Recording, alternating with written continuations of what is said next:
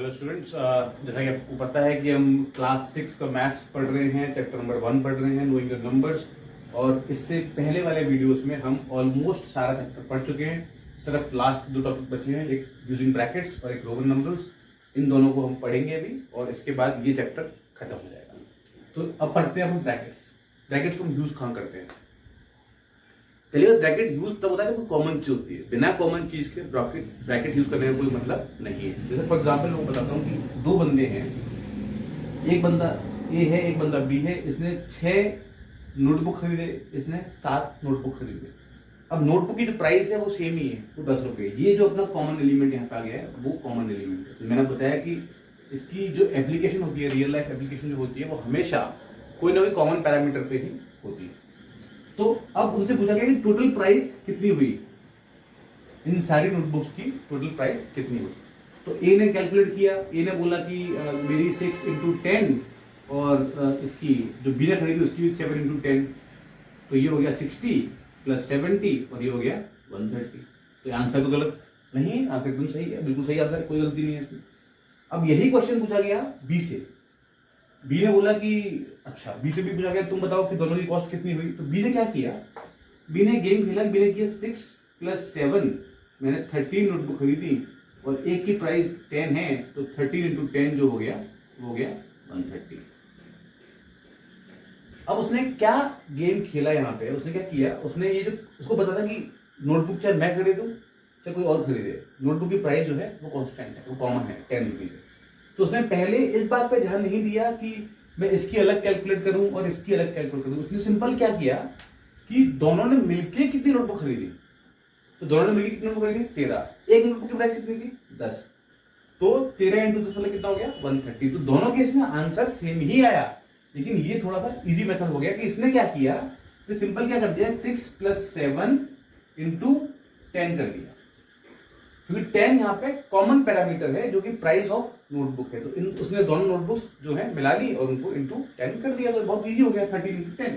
तो इसको अगर आप उसको खोलेंगे भी, अगर ब्रैकेट में एक्सपांड करते हैं तो भी हम इसको ऐसे ही पढ़ते हैं, 6 × 10 + 7 × 10। पहले इसको मल्टीप्लाई करते हैं फिर इसको मल्टीप्लाई करते हैं, बीच में प्लस का साइन आता है। यही तरीका होता है ब्रैकेट्स पढ़ने का। और अच्छा, आपने पहले भी पढ़े हैं, बिकॉज 5th क्लास तक अपने बॉड मास थोड़ा बहुत पढ़ा हुआ है, तो हमको पता है कि कैसे सॉल्व करते हैं ब्रैकेट के सवाल। लेकिन मैं आपको बता रहा हूँ कि रियल लाइफ में ब्रैकेट की इंपॉर्टेंस क्या है।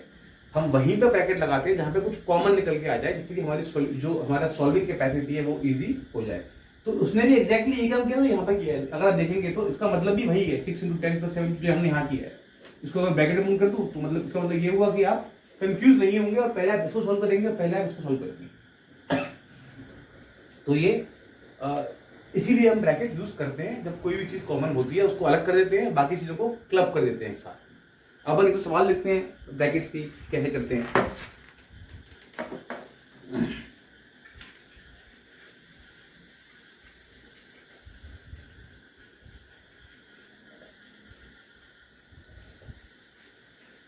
तो जैसे कि एक सवाल बन करते हैं, 17 × 109, 70 × 109।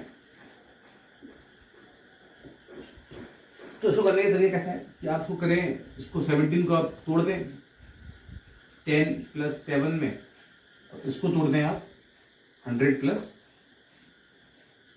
9, राइट। 10 + 7 और 100 + 9। अब जैसे मैंने अभी बताया आपको, ये ब्रैकेट अलग हो गया, ये ब्रैकेट अलग हो गया, लेकिन अभी हमको सॉल्व करना है इस ब्रैकेट को। तो हम पहले क्या करेंगे, ये ब्रैकेट लेंगे, ये और ये पूरा ब्रैकेट लेंगे, और फिर हम बाद में ये और ये वाला ब्रैकेट लेंगे। तो 10 × 100 + 9 + 7 × 100 + 9, ठीक है। ये कितना हो गया आपका, 10 × 109, ब्रैकेट में ही ब्रैकेट बंद नहीं किया हमने, + 7 × 109। ये हो गया 1090 और ये हो गया 7 9 63 6 7 7।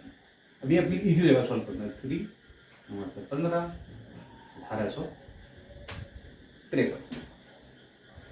तो अगर हम वैसे सॉल्व करते हैं इसको, तो हम सिंपल मल्टीप्लाई करते हैं इसको, 109 × 70 हम ऐसे करते हैं प्रॉपर, 109 × 17 करते हैं, और फिर 7 9 63 6 7 1 7, 1 9 9, 1 0 0, 1 1 1, 3 5 8, आंसर सेम ही आएगा, लेकिन बस फर्क ये है कि हमने इसमें कॉमन निकालने की कोशिश की। और कॉमन निकालने की कोशिश कैसे की हमने इनको राउंड फिगर्स में थोड़ा स्प्लिट कर दिया। तो 17 को हमने स्प्लिट किया 10 + 7 में, उसको स्प्लिट किया 100 + 9, और फिर हमने इसको इससे मल्टीप्लाई किया और प्लस इसको इससे मल्टीप्लाई किया और अपना सवाल सॉल्व हो गया। तो ब्रैकेट्स कभी कभार हम इसीलिए यूज करते हैं कि हमको इजी पड़ जाए सवाल सॉल्व करने। फॉर एग्जाम्पल आपको बताऊं कि मैंने एग्जाम्पल दिया 25 ×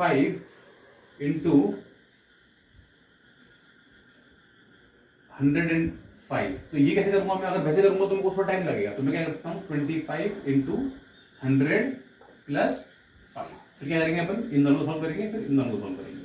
ये हो गया 25 × 100 + 25 × 5, विच इज 2500 प्लस ये हो गया 125, टोटल आंसर कितना हो गया 2625। ये कितना इजी हो गया करने के लिए। तो कई बार ब्रैकेट से सवाल सॉल्व करना अपने लिए इजी हो जाता है, क्योंकि वो राउंड फिगर में, एक बात तो समझिए, मैथ्स में सवाल सॉल्व करने के लिए अगर राउंड फिगर तक पहुंच सकते हैं, कोई भी आसपास राउंड फिगर तक पहुंच सकते हैं, तो आपके लिए हमेशा सॉल्व करना इजी होता है। कि 0 0 सॉल्व करना मैथ्स में बहुत इजी है, इसीलिए मैंने इसको तोड़ा और इसको सॉल्व किया।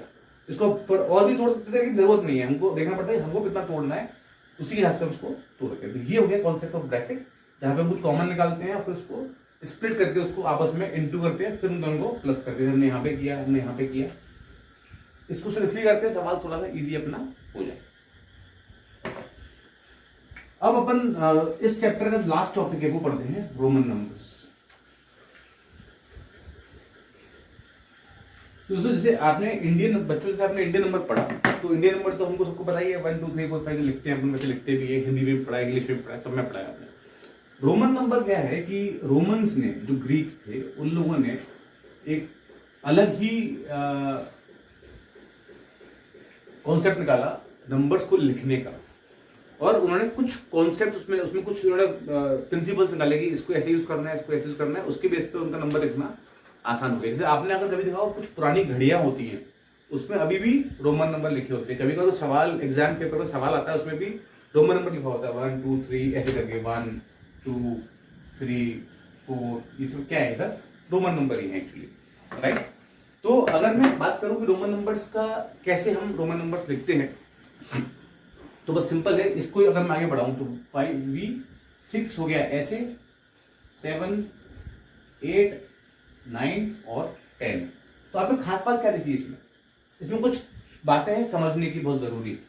एक तो ये नंबर, एक ये नंबर, एक ये नंबर, इनका एक फिक्स नंबर है। इसको अपन आई से रिप्रेजेंट करते हैं कैपिटल, इसको अपन कैपिटल बी से रिप्रेजेंट करते हैं, इसको अपन 10, ये अपना 1 था, ये अपना 5 था, और ये अपना 10 था।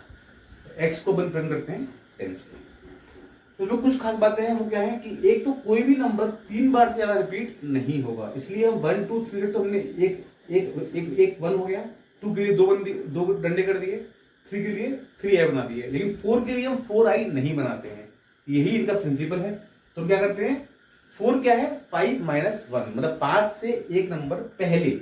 तो हमने 5 का बी लिखा और एक नंबर उसमें पीछे लिख दिया बजाय आगे लिखने की। 4 और 6 में यही अंतर है, 4 में आई पहले आ रहा है और 6 में आई बाद में आ रहा है, क्योंकि 5 के बाद 5 + 1 6 होता है। तो इसमें यही कॉन्सेप्ट है कि आपको 3 से ज्यादा बार एक नंबर रिपीट नहीं करना होता है। और ये इसमें भी और भी नंबर्स में आपको फॉर एग्जांपल देता हूं। एक तो हो गया आपका आई 1 5 10 50 और 100, इतना ही पढ़ेंगे अपने सिलेबस में, इतना ही है। तो 1 के लिए जो मैं बताया आपको आई है, इसके लिए वी है, इसके लिए एक्स है, इसके लिए एल है, इसके लिए सी है, और भी है। 500 के लिए है एम, और 1000 के लिए है, सॉरी 500 के लिए है डी, और 1000 के लिए है एम।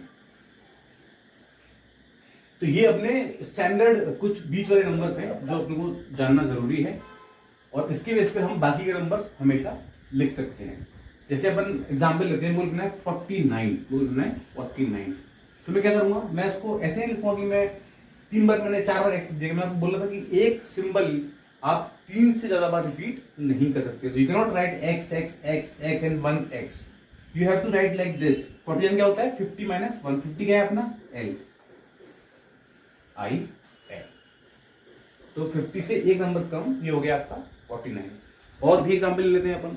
हाँ, लेकिन अगर हमको मान लो हमको 10 लिखना है, 10 तो पता ही है हमको, 20 के लिए हम लिख सकते हैं x x, 10 के लिए x, 30 के लिए x x x, 40 के लिए हम x x x x नहीं लिखेंगे, 50 के लिए हम l लिखते हैं तो इसमें लिखेंगे x l, क्योंकि 50 से 10 कम है 40। 60 जो है वो आपका हो गया l x, ऐसे ही 70 आपका हो गया l x x, 80 भी आपका हो गया l x x x, क्योंकि 3 बार रिपीट करने की परमिशन है अपने पास। और 90 और 100, अब जैसे 90 के लिए हम l x x x नहीं लिखेंगे क्योंकि 100 का नंबर होता है c, तो c से ये 10 नंबर कम है तो ये हो जाएगा x c, ये आपका हो गया 90। तो ऐसे हमको ये, अगर हमको पता है कि कौन से 4-5, अगर हमको पता है कि ये चारों पांचों जो है मेन नंबर है और एक राउंड फिगर के नंबर्स हैं, और हमको ये पता है कि 3 बार से ज्यादा एक सिंबल रिपीट नहीं होता है, और ये जो सिंबल है आगे वाले मतलब एल सी डी, ये तो 3 बार भी रिपीट नहीं होते हैं, इसलिए इनके लिए अलग अलग टर्मिनोलॉजी बनी हुई है। तो इसके बेस पे अपन इसको कर सकते हैं। एक आध हम सवाल कर लेते हैं जस्ट आपको चीजें थोड़ी सी इजी करने के लिए। जैसे मेरे को लिखना है 98, तो लिखना है 98। अब 98 क्या है? 98 100 से 2 नंबर कम है, ये हमको पता है, राइट? तो इसको हम कैसे कर सकते हैं? इसको हम लिख सकते हैं 90 प्लस 8। कैसे रखते हैं? 90 प्लस 8। 90 की एक मैंने बात की, 90 इज एक्स सी, ये मैंने देखा था। और 8 क्या है अपना? v, यहाँ पे v 111, तो ये हो गया आपका 98। तो ऐसे ही मतलब बहुत सारे और भी एग्जाम्पल आएंगे, आपको थोड़ा प्रैक्टिस करनी पड़ेगी उसके लिए। विकल्प करेंगे तो आपको समझ में आ जाएगा। लेकिन इसके साथ अपने दोनों टॉपिक भी खत्म हो गए हैं और अपना ये चैप्टर भी खत्म हो गया है।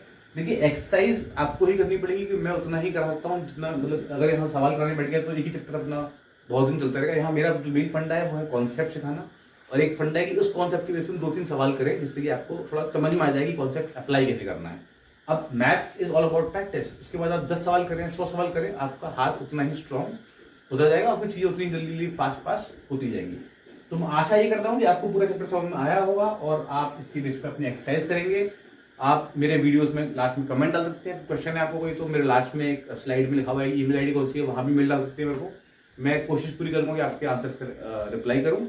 और इसी के साथ thank you very much for watching the video.